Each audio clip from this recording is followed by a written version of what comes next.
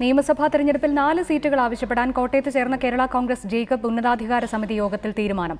പിറവം അങ്കമാലി സീറ്റുകളുടെ കാര്യത്തിൽ വിട്ടുവീഴ്ച വേണ്ടെന്നും യോഗം തീരുമാനിച്ചു. പാർട്ടിയിൽ പ്രശ്നങ്ങളില്ലെന്ന് ജോണി നെല്ലൂരും അനൂപ് ജേക്കബും പറഞ്ഞു. അങ്കമാലി സീറ്റിന്റെ കാര്യത്തിൽ അനിശ്ചിതത്വം നിലനിൽക്കുന്നതിനിടയിലാണ് അടിയന്തരമായി കേരള കോൺഗ്രസ് ജേക്കബ് ഗ്രൂപ്പിന്റെ സ്റ്റിയറിംഗ് കമ്മിറ്റി യോഗം വിളിച്ചു ചേർത്തത്. എന്നാൽ സീറ്റിന്റെ കാര്യത്തിൽ ഒരു വിട്ടുവീഴ്ചയ്ക്കും തയ്യാറാകേണ്ടെന്ന് ഉന്നതാധികാര സമിതി ഏകകണ്ഠമായി തീരുമാനിച്ചു. പിറവം അങ്കമാലി സീറ്റുകളുടെ കാര്യത്തിൽ വിട്ടുവീഴ്ച വേണ്ടെന്നും യോഗം തീരുമാനിച്ചു. പാർട്ടി നേരത്തെ തീരുമാനിച്ച് ആവശ്യപ്പെട്ടിരുന്ന 4 സീറ്റുകൾ നിർബന്ധമായും പാർട്ടിക്ക് വേണം എന്ന് ഇന്നത്തെ യോഗം തീരുമാനിച്ചു.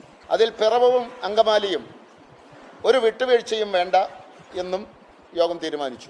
UDF വേദനിപ്പിക്കുന്ന ഒരു സമീപനവും തങ്ങളുടെ ഭാഗത്തു നിന്നും ഉണ്ടാകില്ലെന്ന് ജോണി നെല്ലൂർ പറഞ്ഞു. അതുപോലെ തങ്ങളെ വേദനിപ്പിക്കുന്ന ഒരു തീരുമാനവും UDF ഭാഗത്തു നിന്നും ഉണ്ടാകരുത്.